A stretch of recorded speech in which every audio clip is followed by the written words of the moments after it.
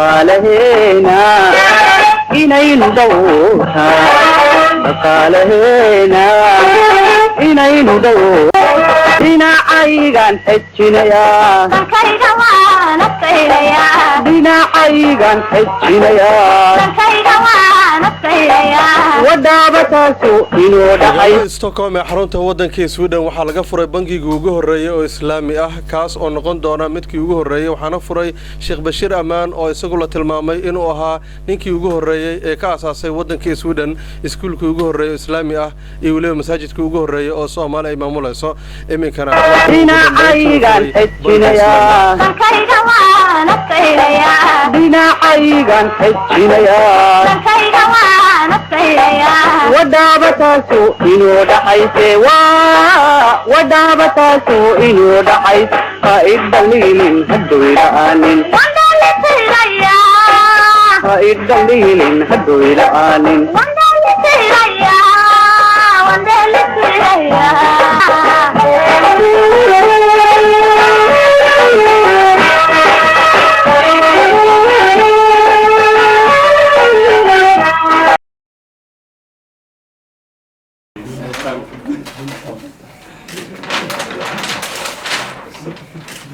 Vi har så här många kollegor, partner, vänner och bekanta och samarbetspartner som är här som har deltagit i den här fantastiska ceremoni.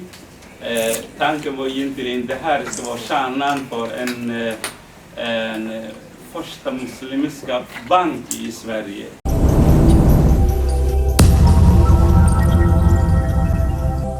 waxaan run ahaantii ku faraxsanahay si xad dhaaf ah ilaahay subxaanahu watacaala qaadirka ah ayaan ku xamdiyeynaa waxaan ku saleeynaa ambiyadii ilaahay subxaanahu watacaala nebi aadan laga bilaabay ilaa nebi maxamed salawaatullahi wasalaamu calayh waxaan aad iyo aad ugu faraxsanahay una mahadcelinayaa akhyaarta sharafta leh ee goobtan joogta oo nooc walba isugu jirta ahna xulka dadka Soomaaliyeed ee magaalada Stockholm iyo waddanka Sweden inay ka soo qayb galaan xafladan furitaanka waxaan insha Allah taala ilaahay ka rajayn inuu noqdo bangiga koowaad oo Islaamiga oo ka furmo waddankan Sweden iyo wadamada Scandinavia ruuxantii shaqadan waxaan soo bilownay muddo dheer baan soo wadnay aad iyo aad baana waxa ugu baxay waqti aad fara badan oo xad dhaaf ayaa ku baxay halgan dheer baan soo galnay dad badan oo akhyaar ayaa ka soo shaqeeyay cid allaale iyo cidii ka soo shaqeysay waxaan nagala soo qabatay oo anu mahadcelinayna ilaahay subxaanahu watacaala qaadirkan inuu ka abaalmariyo yaan uga baryeynaa team asxaaba oo aan meediyada hor keenay oo aan tusay yaa aad igala soo shaqeeyay waxaana insha Allah tacaala rajaynaynaa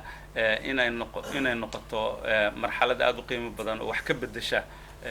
wadamadan Europe iyo Scandinavia ruuxantii ujeedooyinka ugu muhiimsan oo bangiga aan doonayna shaqadiisa inuu qabto waxa weeye in uu adeego una khidmeeyo marka koowaad bulshada muslimiinta ee dhulalkan ku dhaqan gaar ahaan dadka Soomaaliyeed oo duruuf gaar ah ay haysato ruuxantii dabadeedna waxa qorshaha ugu weyn uu yahay inuu adeego bulshada waddanka joogta oo idil qolo kasta ay yihiin gaalo iyo muslimiin waxaana laga yaabaa inay noqdaan macaamiisha ugu badan oo nala macaamilooto inay noqdaan dadaan muslimiin aan ahayn maxaa yeelay adeega islaamka wuxuu ilaahay ugu talagalay aadanaha oo idil meel kasta joogaan insha Allah tacaala waxaan ka baryeynaa inuu noqdo mid anfaca aadanaha ifka saaran inuu anfaco waxaa ruuxantii ujeedada ugu weyn iyo qorshaha ugu weyn aan ugu talagalnay waxay ahayd si gaar ah dadka Soomaaliyeed oo duruufo badan iyo dhib badan ay haystaan inaan badbaadino maxaa yeelay Soomaalida waxa ka luntay lacag aad fara badan baa ka luntay wadamada dariska ah wadamo badan uga luntay maxaa yeelay nidaam bangi oo system oo shaqeynayo caalami ma jiro bangiye garanti oo dawlado ay garanti gareynayaan oo ma taqaana ay kafaalo qaadayaan ma jirto marka waxaan ugu talagalnay dadka Soomaalida doonaya xoolo meel ammaan ah u yaala oo ma taqaana dawlado ay mas'uul ka yihiin oo gacantooda ku jira sidaasaan waxaan uga furnay xafiiska koowaad magaalada Stockholm bartamaha magaalada Stockholm dawladda Suudan inay noqoto dawladda mas'uulka ka ah ee shaqada aan hayno nuguna controleysa nagana warhaysa teamka ka shaqeynaya kooxda ka shaqeysanaya yihiin koox aqoon dheeraad oo ku xeel dheer hawshan inay qabtaan waxaan marka ugu talagalay ruuxantii ninkii doonaya xoolihiisa meel ammaan u dhigto inuu dhigto ninkii maal gashanayo inuu maal gashado ninkii doonaya horumar iyo waxyaalo kale inuu qabsado marxalado kala duwan yaan shaqooyinkaas aan qaban karnaa shaqooyinkaas oo idil maalmaha koowaad ma bilaabi karno laakiin waxaan hadba insha Allah isku daynaa weliba xilliga guuga inaan dhamaystirno qodobada ugu badan uguna muhiimsan gaar ahaan midda dhibka ugu weyn uu ka haysto muslimiinta reer galbeedka ku nool oo ah xagga guryaha إن شاء الله تعالى وحرجين أنا كقيب قادنا وحن كلو سمين دونا إن شاء الله تعالى كلامه يشرر أن كفا فاهين دونا شقوين كا وبنك وقبنا يو أنو بافنا إنه مدة الصوماليات يشوكت دول كرجالبات كويدل جارهان ودن كيسودن مجال استوكهولم محرم تبنك جا وحن إن شاء الله تعالى كتلا قلنا إن كفرنا فروع بنك يقولي هي رخصة هاي سنة ليسن كوحوي محايتو قارد يوروبا إدل iyo wadamada la jaalka la halmaala marka in goobahaas oo idilna uu tago yaa qorshaha iyagu yahay insha Allah taala waxaan la shaqeyn doonaa bangiyada wadamada ka jira waxaan kaloo la shaqeyn doonaa xawaaladaha Soomaalida iyo bangiyada Soomaalida dhamaantood waan la shaqeyn doonaa insha Allah taala waxaan rajaynaynaa mid dhamaan lagu wada faa'iido inay noqoto insha Allah taala mar labaad baan waxaan u mahad celinayaa ahlu sharafka halkan wada jooga dhamaantood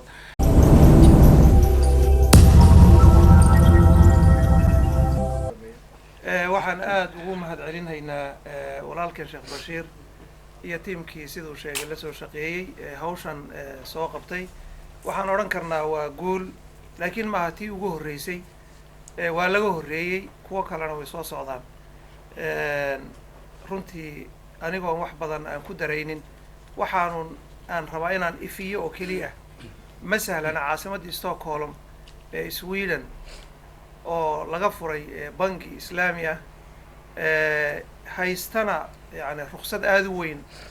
sidoo maaragtay walaal Bashiir uu sheegay in la sii ballaarin karo khidmo aad iyo aad u wanaagsanna ummadda muslimiinta gaar ahaan Soomaalida u qaban doonto inayna wax sahlan ahayn marka waxaan leeyahay waa guul soo hoyatay dadka muslimiinta gaar ahaan Soomaalida masaajidka weyn Stockholm ku yaala maalintii la furayay ayaa wuxuu yidhi nin qisiis ah wuxuu yidhi ma aha buu yidhi masaajid laga furay magaalada Stockholm oo keli ah bal waxaan u aragnaa buu yidhi islaamkii oo la dajiyay waddankan Sweden oo muddo dheer muslimiintu ay raadinayeen fursadan oo kale marka waxaan leeyahay ma aha qol yar oo meel laga furay waa fursad aad u weyn waxaan ku baraarujinaynaa oo kale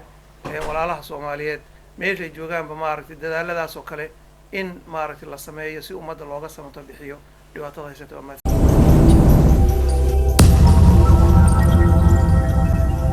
waxaan aad iyo aad ugu faraxsanahay inaan helno bangigii ugu horeeyay Bashiir iskuulkii ugu horeeyay oo Soomaali ay maamushu noo furay bangigii ugu horeeyay uu noo furay wax kale fara badan waa ka rajaynaynaa oo cusub inuu noo furo annagana aad ugu faraxsanahay inaan helno bangi islaami qaabkiisa ku shaqeyn doona waxyaabo fara badan oo uu noo ballan qaadayna uu noo fulin doona insha Allah maanta waa maalin taariikh ah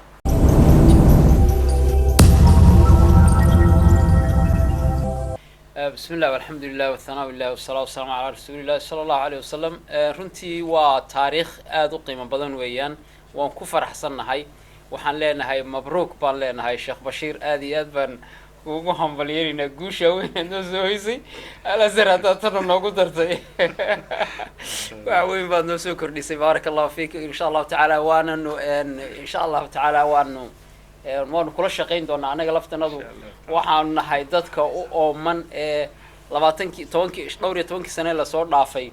maxaan ku dhahaa rafaadka ku jiray iyo maxaan ku dhahdaa xawaaladaha Soomaalida dhibta iyo ka kici iyo ka bax iyo meeshan gal ku jira waan nahay runtii waanu kula shaqeyn doonaa insha Allah taala waxaan rajaynaynaa inay isbedel fiican oo maxaan ku dhahdaa dhinac walba ka yimaado inuu dhici doono aad baa loogu hanweyn yahay dadku aad bay isu weydiinayaan aad baa loo hadal hayaa bangigan waxaan rajaynaynaa inuu noqdo kii aan ku degno ee aan guriga ka dhisano ee aan maxaan ku dhahdaa inagoo Yurub joogna bangi islaami ah insha Allah taala aan wax walba ka heli karo wax la heli karo maaha caruurteena iyo mustaqbalkeena way maxaan ku dhahdaa iyada iyo markaan tan iyo isla herno masaajidka insha Allah waan dhisi doonaba insha Allah taala masaajidka noo soo socdo markaan isla helo waxaan maleynayaa inaan meeshan beeshiga lagu qaadan doono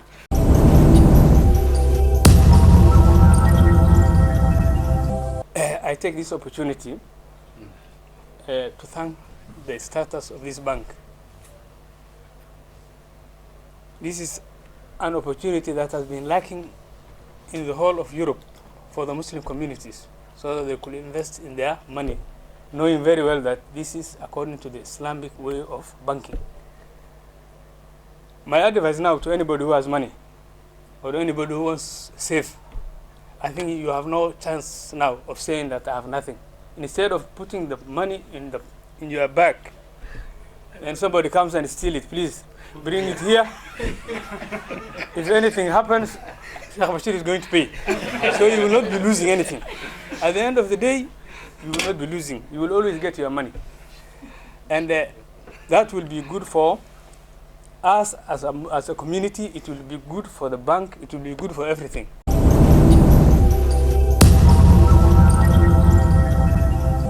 ma buuxiyo hadalkana intii la dhihi lahay waa la dhahay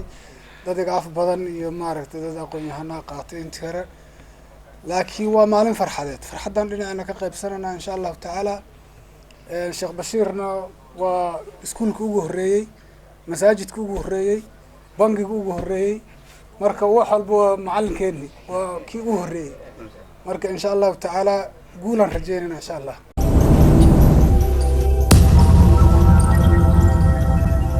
runtii si walaaladii iga horreeyay wada sheegeen runtii waa farxad maalin weyn bay noo tahay ilaahay waxaan ka rajeynayaa kii noo najaxa inuu noqdo ummadda Soomaaliyeed runtii guul soo hootay muslimiinta khaasatan Soomaalida weeye xaqiiqatan marka muslimiintu waa hadda marka jaanis kale ma haysano runtii oo la yiraahdo arrintii ribada ee sheekh walbo yimaada la weydiin jiray ribada ma la qaadan karaa iyo bangiga riba lacagta ku jirta iyo ribaas hadda albaabkaas wuu soo xidhmay bangi waxaan loo furmay bilaa riba ah qofkii insha Allah mustaqbalka dhow iyo ka fog mid ay noqotaba qofkii raba inuu guri iibsado lacagtiisa ku kaydsado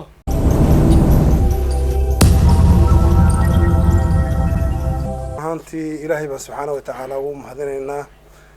inuu na soo gaarsiiyey fursaddan qaaliga ah waddamadani in fara badan bay dadka muslimiinta ay joogeen bulshada Soomaaliyeedna intii burburka dawladooda ay dhacday ay halkan yimaadeen intooda badan run ahaantii waa fursaddii koowaad baan odhan karaa ee ku saabsan in aynu horay waxaan uga qayb galnay dhinaca waxbarashada oo iskuullo dhowr aynu ku leenahay waddanka run ahaantii dhinacyo badan dhinaca masaajidada dhinaca khayrka baarlamaanadii oo waddanka aynu ka mid noqonnay laakiin dhinaca dhaqaalaha in aynu khadkeeda soo galno iyaduna runtii waa arrin inugu cusub oon ugu hambalyeynayo sheekh bashiir iyo dhammaan dadkii kasoo shaqeeyey dadaalka fara badanna u soo sameeyey waxaa kaloo runtii ugu hambalyeynayaa ummadda Soomaaliyeed si guud iyo bulshada muslimka oo aan odhan karo bangigani wuxuu noqon doonaa insha Allah bangi ugu horreeyey baahida ay dareemayaan dadku qayb muhiim ah xallin doona biidnillahi alkariim waxa uuna noqon doonaa qayb ka mid ah sidaa la wada sheegay waddanka qaabkii loo sii deganaan lahaa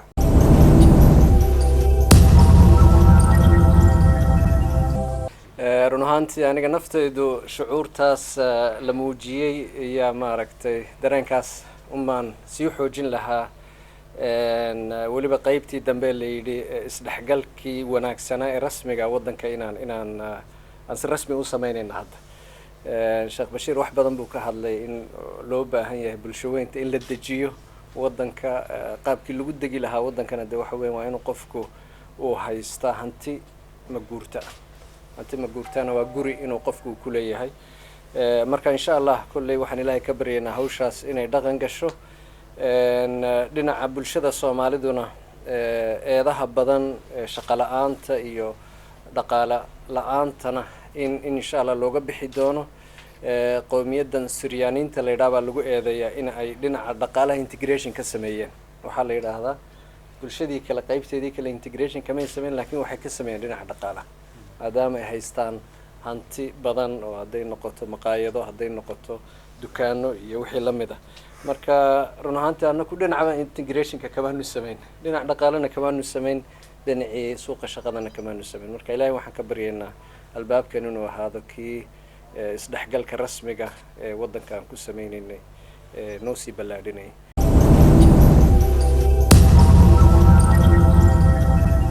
waxaan aada ugu faraxsannahay walaalkeen bashiir ammaan imaamkeenna sheekheenna mutacalimkeenna inuu inoo furay maantana bank islaamiya inuu inoo furay runtii aniga iyo ragga ila midana waxay u tahay jaanis bay maanta u tahay waayo waxaan ka shaqeeyaa xawaalad nin kastoo aniga ila midana xawaaladu mar kasta bangi bay u baahan tahay marka aniga iyo ragga ila mida waxay u tahay maanta farxad runtii waanu ka soo qaybgeli lahayn waxaanu ogaanay mar dambe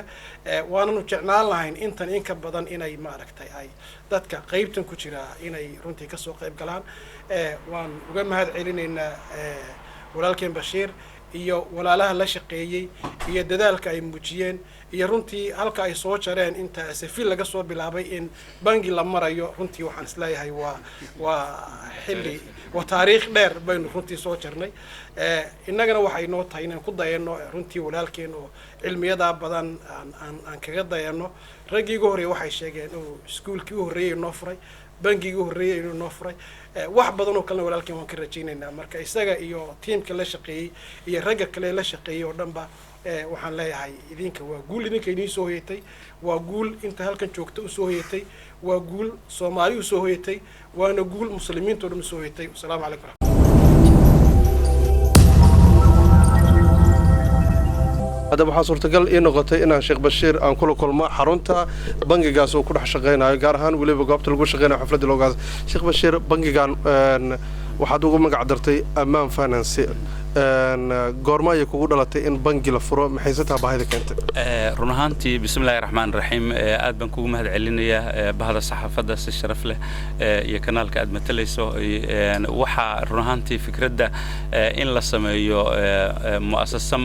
maal muslim ah ama guri muslimiintu ay leeyihiin oo maalka ka shaqeeya iyo bangi waxay fikradda aad u horreysay run ahaantii muslimiinta reer Suudaan iyo Yurubba in muddo ka guuxaysay laakiin camalkeeda iyo bilowgeeda yaa dhib badnaa marka shaqada hadda 2008 baa la oran karaa baan rasmi u bilownay waliba dardargelinta ugu weyn 2009 marka ilaa muddadaas aan soo wadnay waqti badan ma ka soo shaqeynay waxa marka bangiga muxuu si gaar u qaban doonaa run ahaantii sida xaqiiqda waxaan doonaynaa shaqooyinka bangiga uu qabto idil inaan qabanno bunuugta islaamku shaqooyinka bunuugta kale ay sameeyaan oo dhan ma sameyn karaan waxyaalo waxa jira aan shariicadana iyo diinteena ku banaanayno xalaal ahayn waxyaalahaas oo dhan waa isaga tageynaa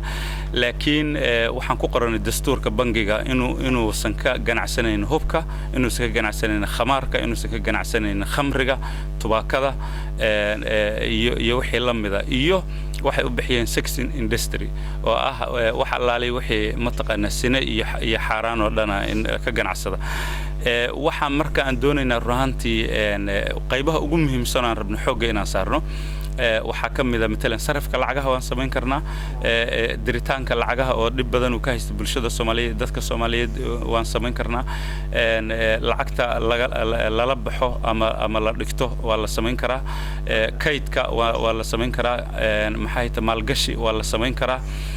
waxaan rabnaa marxaladda ugu dambaysa inaan u gudubno guryaha in la iibsado iyo gawaarida iyo hantida maguudhada iyo waxyaalahaas oo idin oo wadankan Suudaan laga iibsanayo iyo wadamada la jaarka sida Scandinavia oo kale khudbadaada hadda aad jeedinayso waxaa ku jirtay in wadamada Scandinavian-kana xarumo aad ka sameyn doontaan goorma lagu dhaqaaqaya run ahaantii shardiga ugu horreeya ugu muhiimsanaa waxa uu ahaa meesha ruqsadda ama laysanka ka soo baxay in marka hore laga hirgeliyo marka kadib talaabooyinka kale la qaado marka waxa weeye waa arrin waqti uu nagaga xiran iyo sida halkaan aan ugu guuleysano Soomaalida faa'iidada gaarka ah uga jirta in bangigan ay isticmaalaan maxay tahay run ahaantii dhowr waxyaalood baa la oran karaa dadka Soomaalida gaar ahaan midda dhibka ugu weyn uu ka haystay oo ahaa dadka Soomaalida waa dadka ugu qiimaha badan adduunka isu gargaara isu heliya qof kasta oo Soomaaliyeed oo dibadda jooga wuxuu u gargaaraa ehelkiisa iyo qaraabadiisa wadankii joogay dhaqaalaha Soomaalidu ay dirto dalkeeda u dirto dhib badan baa yaa ka dhacay khaasatan 2008 waxay ka bilowday waxaana markaas igu dhalatay inaan waxa baarlamaanka Yurub yaa wuxuu ka doodo qodob ah in lagu xiro xawilaadaha oo idil Yurub oo idil iyo galbeedka oo idil Mareykanka culays weyn saaray arintaas wasiir kamid ah wasiiradii maaliyadda yaa ila hadlay oo igu yiri arrimahaas way soo socdaan waxa haboon in hadii igu yiri nin hal abuura tahay inaad bal fikrad keento taasaa waxay ka liftay runaantii inaan bal intaan nala birayn nala gowracin annagu inaan isa saxno oo wax sharciga nidaamsan xaqiiqda meesha ka maqanna waxay ahayd bulshada Soomaaliyeed waxay sameeyeen wax sax ah xawlaado waxay sameeyeen shaqo sax ah dadka ay u gargaarayeen shaqo nadiifinayeen laakiin mugdi baa ka saarna dawladaha iyo waxyaalahaas mugdiga marka in laga saaro oo la xaqiijiyo ya arinta gaarka ugu jirta ay noqon kartaa waxay kale oo la sameeyeen bulshada Soomaaliyeed bulshada kale muslimka ee dhulkan ku dhaqan ee u baahan daryeelka ama adeegyada bangiyada oo kale taana waxaan isleeyahay si gaar ah waan rabnaa dadka Soomaalida inaan ugu adeegno marka ma ku wargeliseen oo la tashiyo ma la sameeyeen xawaaladaha Soomaalida ay ka jiraan qaybaha kala duwan ee Yurub in bangigan aad furaysaan nacam kulamo dhowr ugu yaraan 3 kulan oo muhiim ah ayaan la sameeyay runtii xawaaladaha idil waliba muddadii shaqada aan soo bilownay aan ku wargelinaynay iyo la tashi midkii ugu dambeeyay muhiimka ah oo shaqo bilowga ahana uu noo harsan yahay qorshaha iyaguna waxa weeye xawaaladaha Soomaalida idil inay ka faa'iidaan midna aysan ku khasaarin ba qorshaha iyagu yahay runtii iyo waxaan danaynayno dad badan ayaa isweydiinaya in bangigan uu shaqeyn doono sida xawaalada oo kale oo asaga si gaar ah waxyaabo u diri doono mugdiga noocaas dad ay kaga jirtaa marka maxaad uga jawaabaysaa runaantii waxa jira marka koobaad qorshahayga koobaad wuxuu ahaa in aan si jumla u shaqeyno oo aan la shaqeyno xawaaladaha iyo hay'adaha dhaqaale oo jira inaan la shaqeyno ee anagu tafaariiqda aan gelin maxay yeelay jumla iyo tafaariiq bayaan isku darno waxaan u arkaynaa xoogaa aan shaxmo inay tahay laakiin waxa jira qaanuun qabanayo dhinaca dawladda laftirkeeda ka yimid oo ah qofka macmiilka ama zabuunka oo maxay ta customka ku ah haduu ku yimaado inaadan celin karin haduu doono adeeg in loo sameeyo bangigu qaban karo arrimahaas iswaafajin bay u baahan yihiin waxaana doonaynaa in aan wada hadal ka sameeyno isuuna waafajina sharciga wadanka iyo maxay ta danaha xawlaadaha oo aysan dhib halka ka imaanin hadaa la idin waa tahay bangigan maadaama adigu aad mas'uul ka tahay ma jira shakhsiyaad Soomaali ah wax bartay oo ka howlgal hadda oo aad ka shaqeynay kooxda hadda ka shaqeynaysa waxay u badan yihiin waa dad isu dhisha maamulka waxa weeye aniga iyo dad isu dhisha ilaa iyo hadda kuma jiraan laakiin qorshaha ugu weyn ugu muhiimsan waxay yihiin aqoonyahanka Soomaaliyeed oo ku takhasusay waliba waxaan ka shaqeynayno inuu noqdo meesha ay ka shaqeynayeen sida odayadii ka dhawaajiyeen qorshahaasna runtii uu noo diyaarsan yahay waan doonaynaa inaan ku talaabsano haddii alla idmo ugu dambeyntii marka laga reebo Soomaalida iminka ku daawanaysa Swedishka gaar ahaan dawladda iyo dadka kale Swedishka maxaa ka rajaynaysaa in dhismahan ama bangigan ay u arkaan run ahaantii waxaan ka rajaynaynaa dawladda Sweden waxaan ka helnay taageero aad u weyn oo xad dhaaf ah ilaa heerka ugu sareeya ilaa heerka ugu dambeeya oo ah wasaaradda maaliyadda haday tahay bangiga dhexe haday tahay dawladda weyn haday ay tahay baarlamaanka haday ay tahay hay'adda qaabilsan maxay tahay tirakoobka iyo maxay tahay ilaalinta dhaqaalaha haday tahay kulligood waxaan ka helnay taageero buuxda waxayna u arkeen inuu muhiim yahay wayna soo dhaweeyeen bulshada reer Suudaan guud ahaan waxa jira qaar mugdi badan uga jiro islaam wixii oo dhan dib bay u arkayaan marka walidaalika marka hore waxaan doonaynaa inaan magac ku dhajino Islamic Bank inaan ku dhajino laakiin wax allaale wixii reer Suudaan waxay ku taliyeen inaan magac lagu dhajin Islamic ah sababtoo ah way dad badan baa didaya oo ka cararaya ama u arkaya inay tahay wax muslim kaliya loogu talagalay aan loogu talagalin cid walba waxa kale oo jira bangiyada reer galbeedka guud ahaan gaar ahaan kuwa Scandinavia iyo kuwa reer Suudaan ba tuhun weyn bay markiiba muujiyeen iyo cabsi ah in bangigu noqon doono bangi tartan weyn la gali doono oo dib weyn u keeni doona cabsidaas way jirtaa wada hadal weyn baan hadda noo socda iyo doodo yaa noo socda aan doonayn in cabsida ka dulqaadno insha Allah haddii aan sii raaciyo bangiga waxaad u magac dartay Amaan Finance taa macnaheedu markuu waxay tahay inaad ka maarantay in shirkadu lala shirkoobo dad kale ay ka mid noqdaan run ahaantii xaqiiqda waxa weeye magacu iska magac maxay tahay nabadgeliye iyo maxay tahay kalsooni iyo waxyaalahaas inuu muujinayo mooyee laakiin wuxuu noqonayaa bangi u dhaxeeya aadanaha idil haddaba isu dhashay gaalay muslim hadda isku la jiraan bangiga aad baad u maasantahay kaasin wuxuu ahaa Sheekh Bashiir Amaan oo aan ku wareystay xarunta bangiga dhaqaalaheena inaynu dhowrtaa dhaqaalaheena